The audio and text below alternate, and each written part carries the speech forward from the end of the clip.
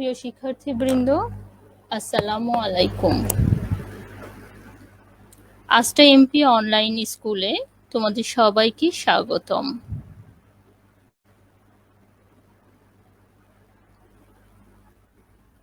আমি জেহেনাজ পারভিন, সহকারী শিক্ষক, আস্থা মহামায়া পাঠশালা উচ্চ। দেখো, এখানে আমরা একটা ছবি দেখতে পাচ্ছি।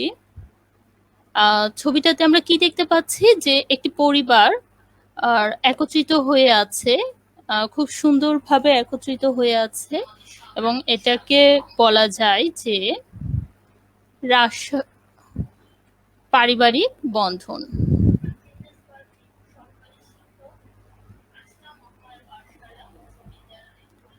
এখানে আমরা আরো একটা ছবি লক্ষ্য করছি। দেখো, একটি হাত আরেকটি হাতের সাথে সুন্দরভাবে যুক্ত হয়ে আছে, যেটাকে আমরা বলতে পারি বন্ধুত্বের বন্ধন।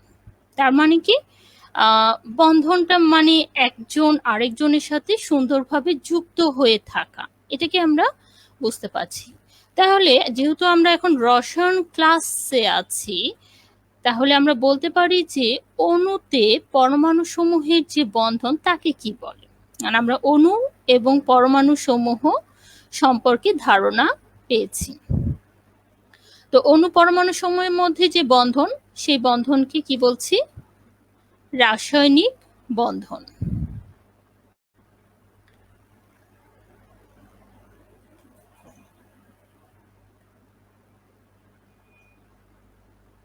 শিখনফল অর্থাৎ এই ক্লাস শেষে আমার শিক্ষার্থীরা বা আমরা যেটা বলতে পারবো সেটা হলো, বা যেটা সম্পর্কে ধারণা পাবো, রাসায়নিক বন্ধন কি তা বলতে পারবো বা বলতে পারবে, রাসায়নিক বন্ধন গঠনের কারণ ব্যাখ্যা করতে পারবে, ক্যাটায়ন ও অ্যানায়ন সৃষ্টির কৌশল বর্ণনা করতে পারবে, আয়নিক বন্ধন গঠন প্রক্রিয়া বিশ্লেষণ করতে পারবে।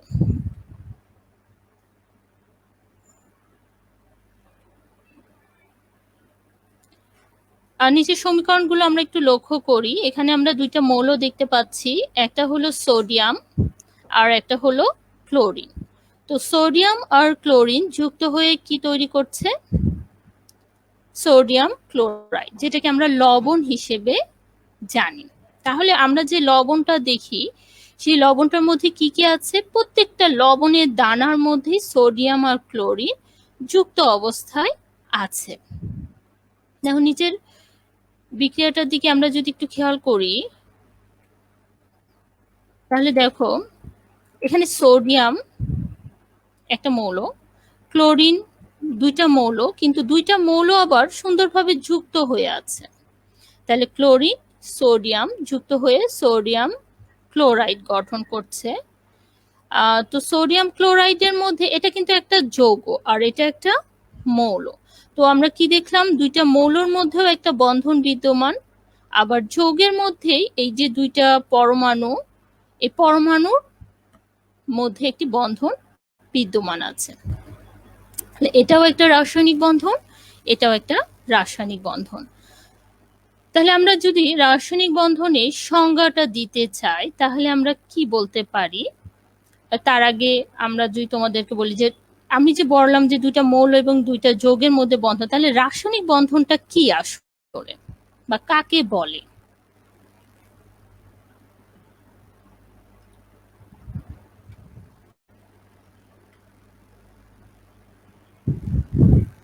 দেখো, এখানে একটা ছবি আমরা দেখতে পাচ্ছি। দেখো, প্রত্যেকটাকে যদি আমরা মৌল হিসেবে কল্পনা করি, দেখো একজন আরেকজনের সাথে সুন্দরভাবে যুক্ত, কেউ একটা বন্ধন দিয়ে, কেউ দুইটা বন্ধন দিয়ে, এই মৌলটা দেখো চারটা বন্ধন দিয়ে। তার মানে কি, এই যে এই টানগুলো দেখছি, এগুলোই হলো রাসায়নিক বন্ধন। তাহলে আমরা এটাকে কি বলতে পারি? কোনো মৌলিক বা যৌগিক পদার্থের অণুতে আমরা কি বলেছিলাম? মৌলিক বলতে ওই যে ছবিতে দেখাইছিলাম ক্লোরিন, বা যৌগিক, যৌগিক বলতে কি দেখাইছিলাম? যে সোডিয়াম ক্লোরাইড। তাহলে সোডিয়াম ক্লোরাইডের মধ্যেও একটা টান ছিল, ক্লোরিনের মধ্যেও একটা টান ছিল। বা বন্ধন ছিল। তাহলে কি বলছি, কোনো মৌলিক বা যৌগিক পদার্থের অণুতে পরমাণু সমূহ পরস্পর রাসায়নিকভাবে যে বন্ধনে যুক্ত থাকে তাকেই রাসায়নিক বন্ধন বলে। তাহলে রাসায়নিক বন্ধনটা কি, এই যে দুইটা মৌলর মধ্যে যে বন্ধনটা গঠিত, এগুলোই হলো রাসায়নিক বন্ধন। আরেকবার, কোনো মৌলিক বা যৌগিক পদার্থের অণুতে, আমরা ওখানে একটা ক্লোরিনের অণু দেখেছিলাম, সোডিয়াম ক্লোরাইডের অণু দেখেছিলাম। ক্লোরিনের মধ্যে পরমাণু সমূহের মধ্যে একটা বন্ধন ছিল এবং সোডিয়াম এবং ক্লোরিনের মধ্যে একটি বন্ধন ছিল। তাহলে কোনো মৌলিক বা যৌগিক পদার্থের অণুতে পরমাণু সমূহ পরস্পর রাসায়নিকভাবে যে বন্ধনে যুক্ত থাকে তাকে রাসায়নিক বন্ধন বলে।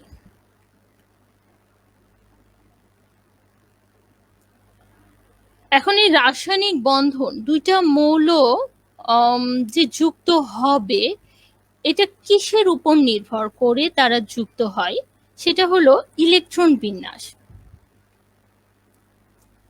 দেখো, আমরা এখন একটু ইলেকট্রন বিন্যাস দেখছি। দেখো, এটা ম্যাগনেসিয়াম। আমরা বুঝতেই পাচ্ছি, আমরা ইলেকট্রন সংখ্যাগুলো গোলগুলো গণনা করলে বুঝতে পারবো যে এটি একটি ম্যাগনেসিয়াম। 12টি ইলেকট্রন আছে এবং দেখব যে এর বহিঃস্তরে কয়টা ইলেকট্রন আছে, একটা, দুইটা। বহিঃস্তরে 2টি ইলেকট্রন আছে। তো আমরা জানি কি, যে কোনো মৌল যখন বন্ধন গঠন করতে চায় তখন তাকে হয় দ্বিত্ব অথবা অষ্টক গঠন করতে হয়, অর্থাৎ তার বহিঃস্তরে হয় 2টা ইলেকট্রন থাকতে হবে, না হলে 8টা। এখন তোমরা বলতে পারো যে ম্যাডাম তাহলে তো এর বাইরে 2টা ইলেকট্রন আছে, তাহলে কি স্থিতিশীল অবস্থায় আছে কি না? না, দ্বিত্বটা শুধু আমরা হাইড্রোজেনের ক্ষেত্রে বা লিথিয়ামের ক্ষেত্রে, যাদের একটি বা দুটি কক্ষপথ থাকে তাদের ক্ষেত্রে দ্বিত্বটা গঠন করা, কিন্তু এই ক্ষেত্রে অষ্টকের ইয়াতে আসবে। তো আমরা যেহেতু দেখলাম ম্যাগনেসিয়ামের বহিঃস্তরে 2টা ইলেকট্রন আছে, তো ম্যাগনেসিয়াম অষ্টক গঠন করে তোমাকে স্থিতিশীলতা অর্জন করতে হবে। তো অষ্টক গঠন করতে হয় তাকে এই 2টা বাদ দিয়ে বহিঃস্তরে 8টা থাকবে, কিংবা 6টা নিয়ে তাকে 8টা, এখানে 8 হতে হবে। আর 6টা নেওয়াটা, 6টা ইলেকট্রন গ্রহণ করা বা বর্জন করা খুব কঠিন। আমাদের পরমাণু সমূহ তোমাদেরকে এর আগে বলেছি, একটা দুইটাই বেশি আদান প্রদান করে। 3টার ক্ষেত্রে শুধুমাত্র অ্যালুমিনিয়াম ইলেকট্রন দিতে পারে, এছাড়া আর কেউ ইলেকট্রন বর্জন করতে পারে না। 3টে ইলেকট্রন বর্জন করা অনেক কঠিন হয়ে যায়। তো এই জন্যে যেহেতু 6টা কেউ দিতেই পারবে না, তাহলে 6টা নেওয়ার প্রশ্নই আসে না, তাহলে ও 6টা নিতে পারবে না, তাহলে ওকে 2টা বর্জন করতে হবে। তাহলে ও যদি এই বহিঃস্তরে 2টা ইলেকট্রন বর্জন করে, আমি বলেছি 2টা ইলেকট্রন গ্রহণ বা বর্জন, একটা কিংবা 2টা, এই 2টা ক্ষেত্রে খুব সোজা। তো ও কি করবে, 2টা ইলেকট্রন বর্জন করে দিবে।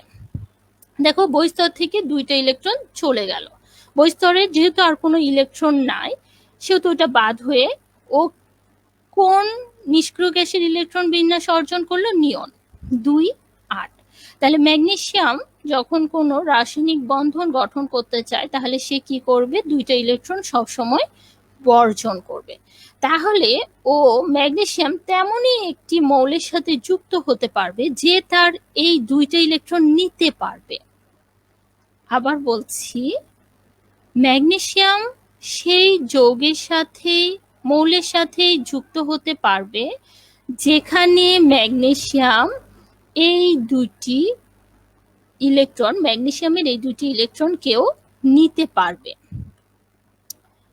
দেখি এবার কি আসছে, দেখো তো এটা কিসের মৌল, অক্সিজেনের মৌল। আমরা ইলেকট্রনগুলো গণনা করলে বুঝতে পারছি এটা অক্সিজেন। 2 বহিঃস্তরে 6টা ইলেকট্রন আছে। এবার দেখো, ও যদি নিষ্ক্রিয় গ্যাসের ইলেকট্রন বিন্যাস অর্জন করে, যদি তুমি 2 ধরো তাহলে কি হবে, 6, প্রথম স্তরে শুধু 2 হতে পারে, বাকি স্তরগুলোতে 8 গঠন করতে হবে। তাহলে ওকে 6টা ইলেকট্রন ত্যাগ করতে হবে, অথবা 2টা ইলেকট্রন গ্রহণ করলে তার এখানে 8টা অষ্টক পূরণ হবে। তো যেহেতু 2টা গ্রহণ করা সহজ, তো ও যে ম্যাগনেসিয়াম যে 2টা ইলেকট্রন ত্যাগ করে দিল, এই যে 2টা ইলেকট্রন বহিঃস্তর থেকে চলে গেল, এই 2টা ইলেকট্রন কে নিয়ে নিবে? অক্সিজেন তার বহিঃস্তরে 2টা ইলেকট্রন নিয়ে নিলে কি হবে? 8টা। দেখো আমরা ছবির মাধ্যমে দেখতে পাচ্ছি, দেখো ওই 2টা ইলেকট্রন চলে আসলো, চলে এসে দেখো এওনিয়নের মতোই ইলেকট্রন বিন্যাস অর্জন করলো। তাহলে আমরা দেখতে পাচ্ছি এখন ম্যাগনেসিয়াম 2টা ইলেকট্রন ত্যাগ করে স্থিতিশীল অবস্থায় গিয়েছে, বন্ধন গঠনে নিষ্ক্রিয় গ্যাসের স্থিতিশীল না, ইলেকট্রন বিন্যাস নিষ্ক্রিয় গ্যাসের ইলেকট্রন বিন্যাস অর্জন করেছে। অক্সিজেনও 2টি ইলেকট্রন গ্রহণ করে নিষ্ক্রিয় গ্যাসের ইলেকট্রন বিন্যাস অর্জন করেছে। তাহলে যদি আমি ম্যাগনেসিয়াম এবং অক্সিজেন এই 2টা মৌলকে পাশাপাশি রাখি, তাহলে শুধুমাত্র ম্যাগনেসিয়াম ইলেকট্রন দিয়ে দেবে এবং সেই 2টা ইলেকট্রন অক্সিজেন গ্রহণ করবে, এবং যখন তাদের লেনদেন আদান প্রদানটা সমান হয়, ও দিবে এবং এ নিচ্ছে, পরিমাণটাও সমান হচ্ছে, শুধু সেই ক্ষেত্রে বন্ধন গঠন হবে। তাহলে আমরা বলতে পারি ম্যাগনেসিয়াম আর অক্সিজেন কি করতে পারবে? যৌগ গঠন করতে পারবে। আর যৌগ গঠন করার মানে এদের মধ্যে একটা বন্ধন সৃষ্টি হয়ে যাবে।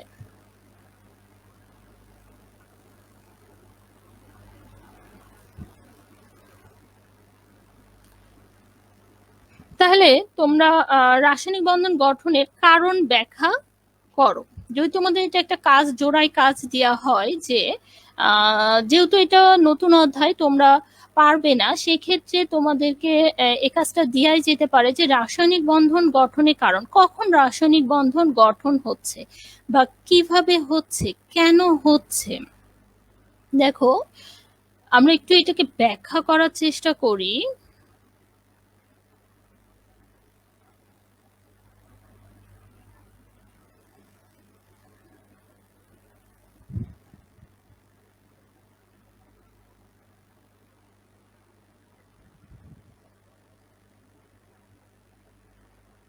দেখো এখানে আমরা বলছি একই মৌলের বা ভিন্ন মৌলের, সেটা একই মৌল হতে পারে আবার ভিন্ন মৌল হতে পারে। একই মৌল মানে যখন আমি বলতে পারি যে ক্লোরিন ক্লোরিন, আমরা এর আগে দেখাইছিলাম ক্লোরিন এবং ক্লোরিন, দুটি ক্লোরিনের মধ্যে যে বন্ধন সেটা, অথবা ভিন্ন মৌল, একটু আগে আমরা যেটা দেখলাম অক্সিজেন আর ম্যাগনেসিয়াম। একই মৌলের বা ভিন্ন মৌলের দুটি পরমাণু যখন কাছাকাছি অবস্থায় থাকে, তার মানে কাছাকাছি অবস্থানে কিন্তু তাদেরকে থাকতে হবে। এখন যদি তাদের মধ্যে দূরত্ব রেখে এক জায়গায় অক্সিজেনকে রেখে দিই, একজনকে এক জায়গায় ম্যাগনেসিয়ামকে রেখে দেয়, তাহলে কিন্তু তাদের মধ্যে কোনো বন্ধন গঠন হবে না। তাহলে এদেরকে কাছাকাছি অবস্থা, মানে একজন আরেকজনের সংস্পর্শে নিয়ে আসতে হবে। কাছাকাছি অবস্থায় যদি আনা হয়, তখন তারা তাদের সর্বশেষ শক্তি স্তরের ইলেকট্রন গ্রহণ, বর্জন বা ভাগাভাগির মাধ্যমে নিষ্ক্রিয় গ্যাসের ইলেকট্রন বিন্যাস অর্জন করে। একটু আগে আমরা যে ছবিটা দেখলাম, সেখানে আমরা দেখেছি যে ম্যাগনেসিয়াম এবং অক্সিজেনের ক্ষেত্রে আমরা যেটা দেখলাম, একজন ইলেকট্রন দিল, একজন ইলেকট্রন নিয়েছে, বা একজন গ্রহণ করেছে, একজন বর্জন করেছে। তার মানে তোমাদের মনে এখন প্রশ্ন আসতে পারে যে ম্যাডাম, শক্তি স্তরের ইলেকট্রন গ্রহণ বর্জনটা বুঝলাম, কিন্তু ভাগাভাগিটা কি? ভাগাভাগিটা অনেক সময় দেখা যায় যে ইলেকট্রনগুলো এমন অবস্থায় আছে, কারো বেশি আছে কারো নাই, তখন সে কি করে, অথবা তুমি কিছু দিয়েছো আমিও কিছু দিয়েছি, দিয়ে তারা অষ্টক গ্রহণ করতে। এটা শুধু তোমরা এই টার্মটা জেনে রাখো, ভাগাভাগি। এই ভাগাভাগি শব্দটা কিভাবে ইলেকট্রন ভাগাভাগি করে, এটা আমরা সমযোজী বন্ধন যখন পড়ব, এই জিনিসটা আমি তোমাদেরকে ব্যাখ্যা করব। তাহলে দেখো আরেকবার আসি, একই মৌলের বা ভিন্ন মৌলের দুটি পরমাণু, একই মৌলের হতে পারে অথবা ভিন্ন মৌলের হতে পারে, যখন তারা কাছাকাছি অবস্থানে আছে, তখন তারা কি করে, তাদের সর্বশেষ শক্তি স্তরের ইলেকট্রন গ্রহণ, বর্জন বা ভাগাভাগির মাধ্যমে নিষ্ক্রিয় গ্যাসের ইলেকট্রন বিন্যাস অর্জন করে। আমরা কি দেখেছিলাম? নিয়নের ইলেকট্রন বিন্যাস অর্জন করেছিল। এর মাধ্যমে তাদের মধ্যে এক ধরনের আকর্ষণ সৃষ্টি হয়। যখন তারা একজন দিচ্ছে এবং একজন নিচ্ছে, এই যে একজন দিচ্ছে একজন নিচ্ছে, এদের ফলে তাদের দুটি মৌলের মধ্যে এক ধরনের আকর্ষণ সৃষ্টি হয়। এই আকর্ষণই হলো রাসায়নিক বন্ধন। সুতরাং রাসায়নিক বন্ধন গঠনের মূল কারণ হলো পরমাণুর সর্বশেষ শক্তি স্তরের ইলেকট্রনগুলোর নিষ্ক্রিয় গ্যাসের স্থিতিশীল ইলেকট্রন বিন্যাস লাভের প্রবণতা। আমি প্রথমেই তোমাদেরকে বলেছিলাম, তখনই রাসায়নিক বন্ধন গঠন হতে পারবে বা কোনো যৌগ বা মৌল গঠন হতে পারবে যদি তাদের সর্বশেষ শক্তি স্তরের ইলেকট্রনগুলো নিষ্ক্রিয় গ্যাসের ইলেকট্রন বিন্যাস লাভ করে, অর্থাৎ হয় দ্বিত্ব অথবা অষ্টক পূরণ করে। সেই ক্ষেত্রেই তারা রাসায়নিক বন্ধন গঠন করবে। আর এই দ্বিত্ব আর অষ্টক গঠনের জন্য কখনো তাদেরকে ইলেকট্রন গ্রহণ করতে হয়, কখনো বর্জন করতে হয়, অথবা ভাগাভাগি করে নিতে হয়। আমার মনে হয় তোমরা এখন বুঝতে পেরেছো যে রাসায়নিক বন্ধন গঠনের কারণ, কিভাবে এই রাসায়নিক বন্ধনটা গঠন হয়। আসলে একটা আকর্ষণ, আর কিছুই না, দুটি মৌলের মধ্যে আকর্ষণ। এই আকর্ষণটা কিভাবে হয়? ইলেকট্রন গ্রহণ, বর্জন বা ভাগাভাগির মাধ্যমে।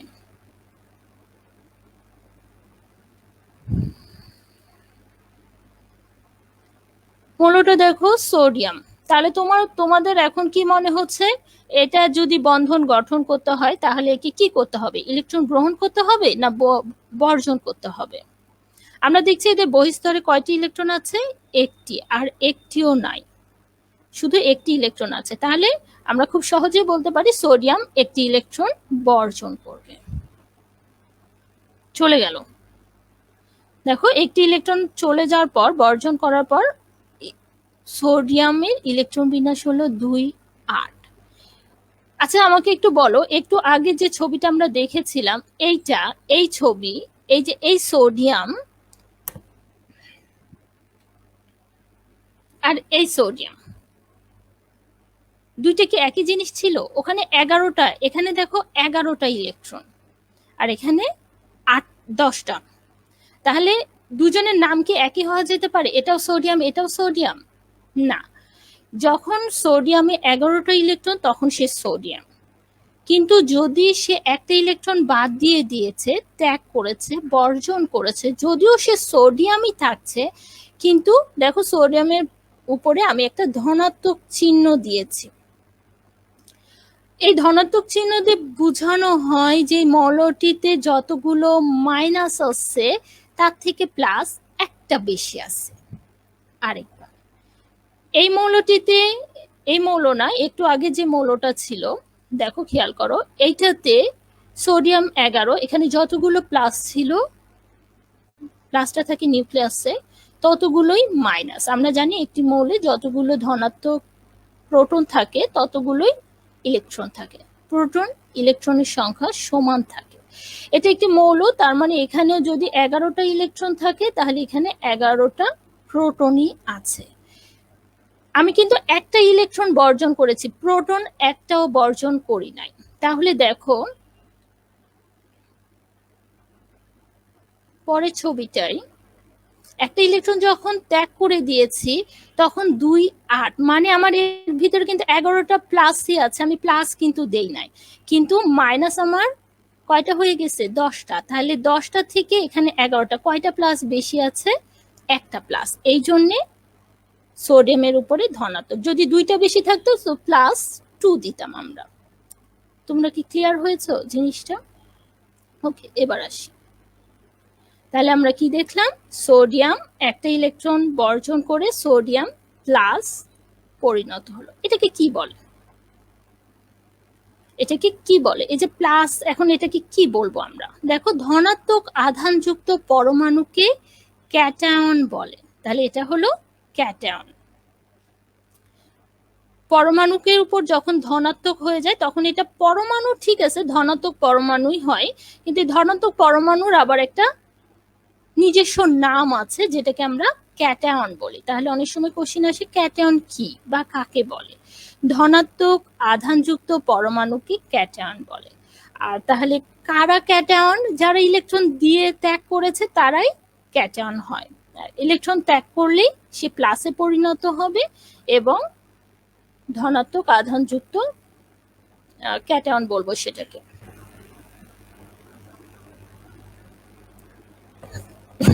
একইভাবে দেখো এখানে একটা ক্লোরিন পরমাণু দেখছি, এটা একটা ক্লোরিন পরমাণু দেখছি। ক্লোরিন পরমাণুর বহিঃস্তরে দেখি আমরা কয়টা ইলেকট্রন আছে। 1 2 3 4 5 6 7টা। আচ্ছা আগে আমাকে বলো তোমরা এখানে ক্লোরিন পরমাণুতে ইলেকট্রন কয়টা আছে? 17টা। এখন ইলেকট্রন 17টা আছে মানে এর প্লাস কত? 17। আমি আগে বলেছি যতগুলো মাইনাস থাকবে ততগুলোই প্লাস থাকবে। তার মানে এই ক্ষেত্রে দুজনেই সমান আছে, যেহেতু এর উপর প্লাস মাইনাস কিছুই নাই, তার মানে এখানে যতগুলো প্লাস থাকবে ততগুলোই মাইনাস থাকবে। এখন এত স্থিতিশীলতা অর্জন করবে, তো স্থিতিশীলতা অর্জন করতে গেলে ওকে কি করতে হবে? হয় গ্রহণ না হয় বর্জন। তো আমরা এর ইলেকট্রন বিন্যাসটা দেখছি শেষ বহিঃস্তরে 7টা ইলেকট্রন আছে, তার মানে ও যদি একটা ইলেকট্রন গ্রহণ করে তাহলে ওর 8 হয়ে যাবে, অষ্টক গ্রহণ করবে। দেখো একটা ইলেকট্রন এসে যুক্ত হয়ে গেল।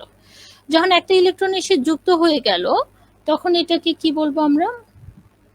ক্লোরিন। মাইনাস। কেন এখানে মাইনাস হলো? এবার দেখো প্লাস কিন্তু 17টাই ছিল, ঠিক কি না? কিন্তু একটা মাইনাসও ছিল 17টা, কিন্তু একটা ইলেকট্রন চলে এসেছে না, এবার মাইনাস কয়টা হয়েছে? 18টা। এখন মাইনাস যদি 18টা হয় প্লাসের থেকে মাইনাস কত বেশি? 1 বেশি। এই জন্য -1 আমরা লিখি না, কিন্তু যদি দুইটা নিত অষ্টক পূরণের জন্য, যেমন অক্সিজেনের ক্ষেত্রে আমরা দেখি দুইটা নেয়, তখন কিন্তু -2 লিখবো আমরা। ঠিক আছে? তো ঠিক আছে, তাহলে এখানে দেখো ও একটা ইলেকট্রন গ্রহণ করে, তাহলে এর আগে আমরা দেখেছিলাম যেহেতু একটা মাইনাস বেড়ে গেল এই জন্য মাইনাস, তাহলে এটাকে ঋণাত্মক মৌল বলা যেতে পারে। এটা যদি ক্লোরিন হয়, ক্লোরিনের উপর ঋণাত্মক, তাহলে এটাকে কি বলবো আমরা? একটু আগে তো ক্যাটায়ন বললাম, ধনাত্মকটাকে। চলো তাহলে ক্লোরিন কি করছে?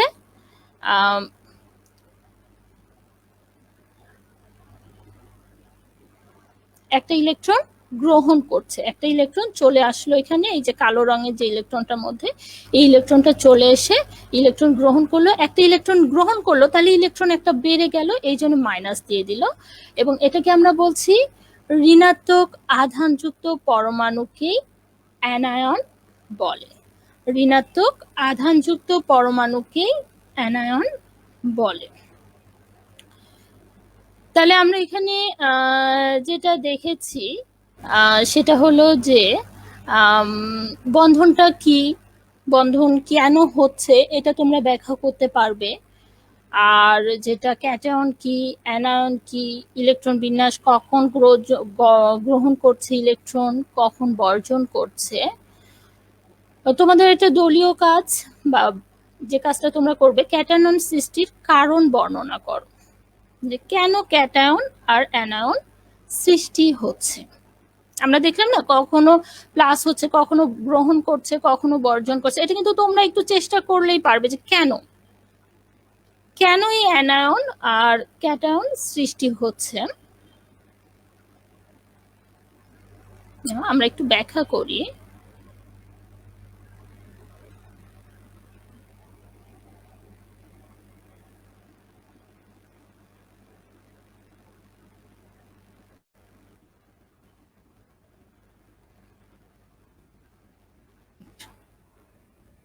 দেখো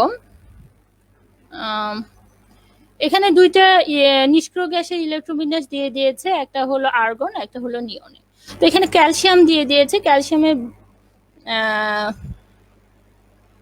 এখানে আসলে এখানে ক্যালসিয়ামের আমরা জানি 20। তো এখানে ক্যালসিয়াম দুইটা ইলেকট্রন ত্যাগ করে 2 8 8-এ পরিণত হয়েছে। এই যে ক্যালসিয়াম দুইটা ইলেকট্রন ত্যাগ করে ক্যালসিয়াম +2-তে বা ক্যাটায়নে পরিণত হয়েছে। কারণ এখানে কেন +2, একটু আগে আমরা দেখেছিলাম সোডিয়াম +1, ক্যালসিয়াম +2, কারণ কয়টা ইলেকট্রন ত্যাগ করেছে? 2টা। অক্সিজেনের ইলেকট্রন বিন্যাস হলো 2, 6। তাহলে অক্সিজেনের যদি এই নিয়নের ইলেকট্রন বিন্যাস অর্জন করতে হয় তাহলে কি করতে হবে? 2টা গ্রহণ করতে হবে। এই যে কোন 2টা গ্রহণ করবে? ক্যালসিয়াম যে 2টা ইলেকট্রন ত্যাগ করেছে।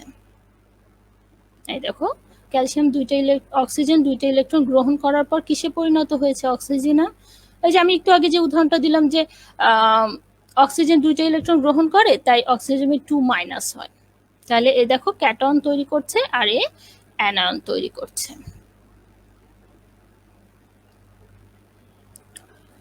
দেখো, নিষ্ক্রিয় মৌলসমূহের সর্ববস্তু শক্তিস্তর ইলেকট্রনে পূর্ণ থাকে, তাই তারা স্থিতিশীল হয়ে থাকে।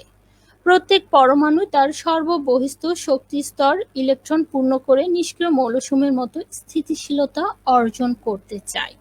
এ কারণে পরমাণুসমূহের ইলেকট্রন দান বা গ্রহণ করে ক্যাটন অ্যানায়নে পরিণত হয়। যে কথাটা একটু আগে আমরা বলেছিলাম যে বন্ধন গঠন করতে গেলে ইলেকট্রন গ্রহণ বা বর্জন করতে হয়। তো একইভাবে ইলেকট্রন গ্রহণ বর্জন করা কেন করছি? নিষ্ক্রিয় মৌলসমূহের ইলেকট্রন বিন্যাস অর্জন করার জন্য। আর যখনই আমরা নিষ্ক্রিয় মৌলসমূহের ইলেকট্রন বিন্যাস অর্জন করার জন্য গ্রহণ বা বর্জন করি, তখনই হয় আমরা ক্যাটায়ন তৈরি করি, ক্যাটায়নে পরিণত হয় মৌলগুলো, না হলে অ্যানায়নে পরিণত হয়। এটাই ছিল যে নিষ্ক্রিয় মৌলসমূহের সর্ববস্তু শক্তিস্তর ইলেকট্রনে পূর্ণ থাকে, তাই তারা স্থিতিশীল হয়ে থাকে। প্রত্যেক পরমাণু তার সর্ববস্তু শক্তিস্তরে ইলেকট্রন পূর্ণ করে নিষ্ক্রিয় মৌলসমূহের মতো স্থিতিশীলতা অর্জন করতে চায়। এ কারণে পরমাণুসমূহ ইলেকট্রন দান বা গ্রহণ করে ক্যাটায়ন বা অ্যানায়নে পরিণত হয়।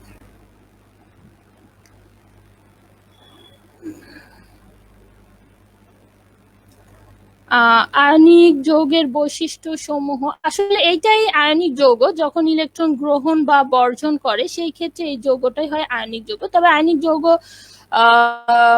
আমরা এটা আগামী ক্লাসে পড়ব। তাহলে আজকে তোমাদেরকে যেটা পড়িয়েছি সেটা হলো